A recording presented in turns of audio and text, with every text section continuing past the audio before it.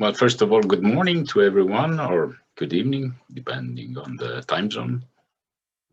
I introduce myself. My name is Michele Longano. I represent pilots at national and international level for my union, which is FILT-CGIL, which is the largest transport trade union in Italy, representing all categories of workers. And I currently work for Italia as a captain.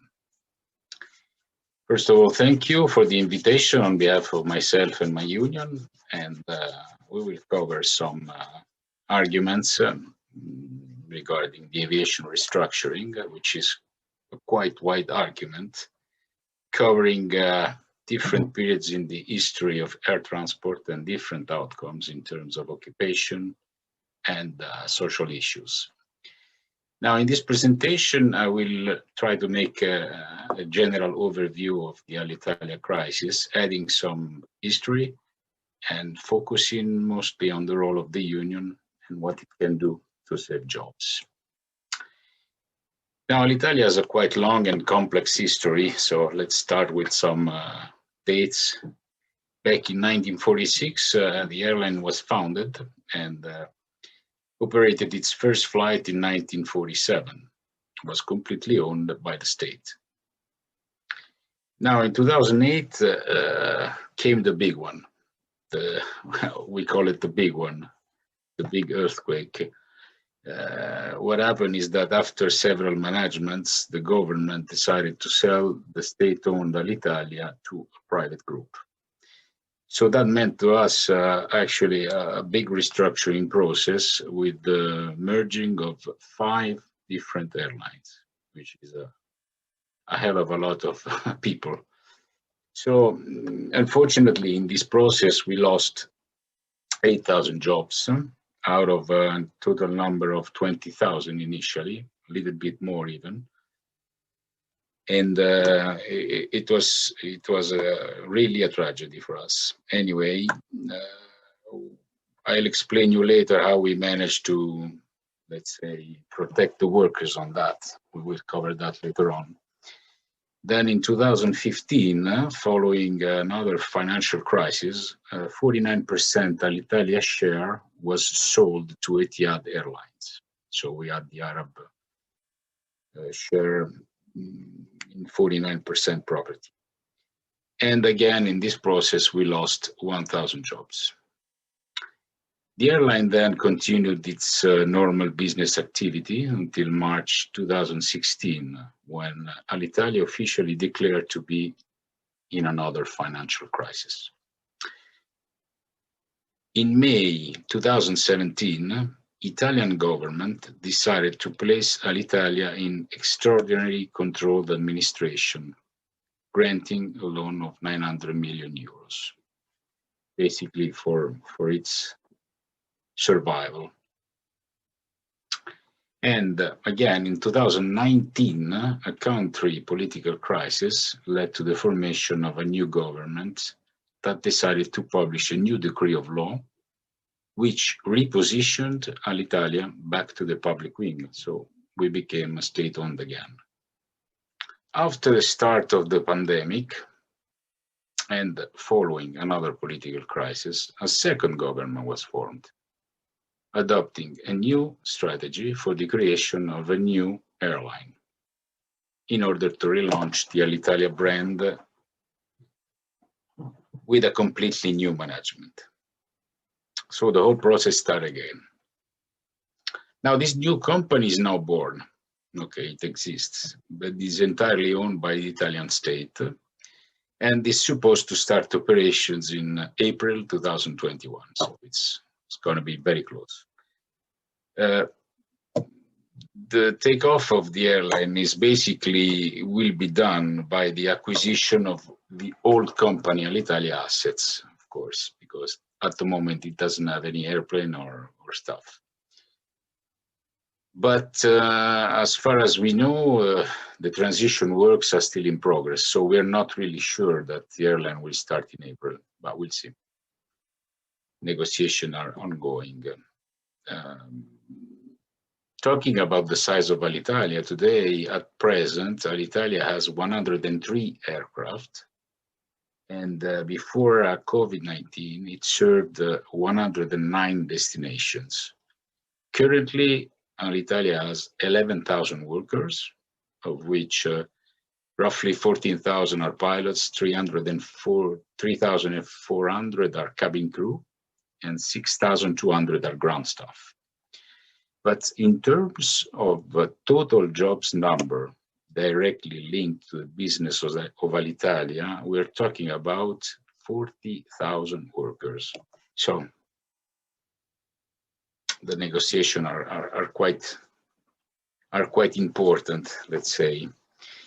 But for us, what are the potential and the benefits of the nationalization? For us, first of all, an important point is that a national carrier represents a potential asset for the industry of the country, and it serves as a flywheel for tourism, increasing the growth of national economy. And then being a national carrier would also guarantee the essential public air services in case of national needs, which at the moment we have a good example of COVID-19. In our country, let me tell you this, what happened is that since the start of COVID, Alitalia has continued to operate particularly many rescue flights to bring back Italian citizens from other countries, and also operated many cargo flights for medical supplies. The weird thing is that all other carriers previously operating in our country simply stopped their operations in order not to lose money. And in this case, you can imagine the importance of having a national carrier that, rescue you from emergency situations. National ownership would also give a much higher guarantee on job protection, particularly in terms of social protection, fair working condition, and most certainly would avoid social dumping, self-employment, and other atypical forms of employment practices. So that's a good point for us to bring forward in our negotiations. And of course, it gives also higher guarantee for collective labor agreements, allowing also renewal negotiation and most probably maintaining its national place of business status and respect the home base principle for its staff. About the limitation of nationalization, based on our experience, we don't see any actually, because we have a very bad experience about private ownership. And based on national regulations, for us, nationalization is the best solution for Alitalia at the moment. What is the trade union response to restructuring of Alitalia? In the past and in the present, we have always been focused on saving jobs. Although past and present are completely different in terms of historical moment situations, like, for example, different political governments, air transport crisis, and new European and national regulations. But our strategies at the moment for the steps forward in the actual crisis are based on elements and issues that comes both from the past negotiation and present new realities. We'll try to see them together. One fundamental step, of course, is to establish an official, active, permanent trade union negotiation with the government. This is a must. Otherwise, your voice will not be heard. And you can do that by requesting crisis control table for the aviation industries with all the stakeholders. This is another fundamental step because everyone has to be involved. Working jointly to find suitable solution to help in the crisis resolution, but mostly to save jobs and protect the workers. That's the whole issue. And let me tell you, in this context, a united trade union work in the sharing and promotion of common strategies and policies for saving jobs is very important and is highly recommended. At the moment in Italy, the confederate unions are united in this restructuring process, and we make joint statements, joint interviews. We work together because each of us is a force that alone is not as powerful as being united with the others. One very important tool, social tool that you should have or you should create, that's to protect the workers' salaries.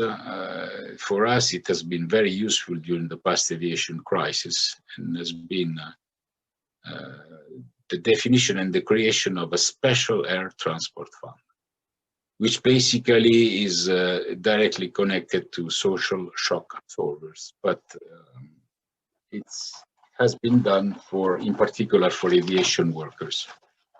So it's dedicated to aviation workers.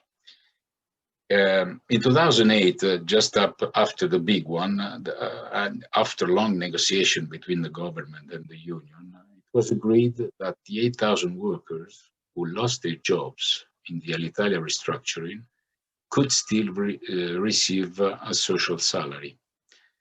So, in the tragedy, that was a big victory for us, because the layoff were layoff, but anyway received a social salary for many years. And today the fund is still operating and provides salary integration wages to more than 40,000 workers. And this number, of course, is increasing day by day due to the longer pandemic period. So that's how we are dealing with COVID at the moment. We lately avoided the layoffs thanks to this fund, which, to be more specific, covers different kinds of social shock absorbers.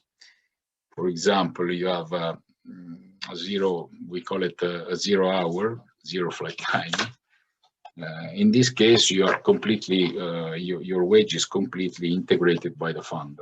A different solution is, like we are doing at the moment, is to have some days, dedicated days each month, which are directly paid by the fund, and the rest is paid by the airline. So in those days, of course, you are off to work, you don't work.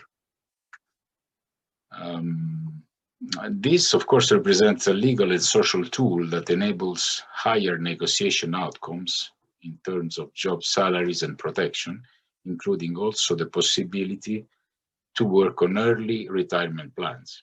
Now, in merging operations, a lot of workers risk their jobs. So if you have the possibility, of course, to organize some early retirement plans, this fund is made also for that, to cover the expenses of such operations.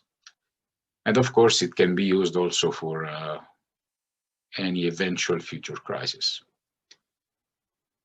A further action for trade union is to be also an active part in the outcome discussion of the airline restructuring industrial plans, in terms of occupation in particular. To be more specific, in Italy, normally trade unions do not participate in the creation and development of industrial plans, but are very active in making pressures and negotiation for plan modification, of course, in order to save jobs. At present, at the start of the new Alitalia, we will be pushing to have a higher number of aircraft, because of course the plan is a little, we call it the shy plan, because they want to start with a little number of aircraft due to COVID, not risking any money. Of course, we are pushing the other direction. We want more aircraft and more jobs. This is in order also considering the the forecast of the ICAO and Eurocontrol that Professor explained very well. Sooner or later, this traffic will restart again. So we need to have a fleet which is ready for that. Of course, again, the collective labor agreements in Italy, we had a big victory about a couple of years ago. We went through long negotiations to finally establish a national collective labor agreement for air transport, which includes all aviation categories of workers. That was the first time, actually, we had a contract like this. And also sets a minimum legal standard for social protection and salary. And gives you also the possibility to define higher standards by direct negotiation with each specific airline. So gives you two plans of contract, first level and second. And to finish, one last important action trade union can do is to establish an effective communication campaign in order to have a wide visibility within the public opinion and the government institutions. Adding to that, demonstrations like we're doing now. We almost have one every week in strategic places. You know, the last one we have done was just in front of the institution buildings, government buildings, and it worked. Of course, this needs to be done, prepared and done with all the unions. Otherwise, you know, the effect is completely different. TV and media information coverage and web information and solidarity message. So that's basically another tool that can be used. Now, the arguments are very wide. So if you need if you want me to be more specific on some arguments, please ask. Feel free to ask. And thank you for your attention.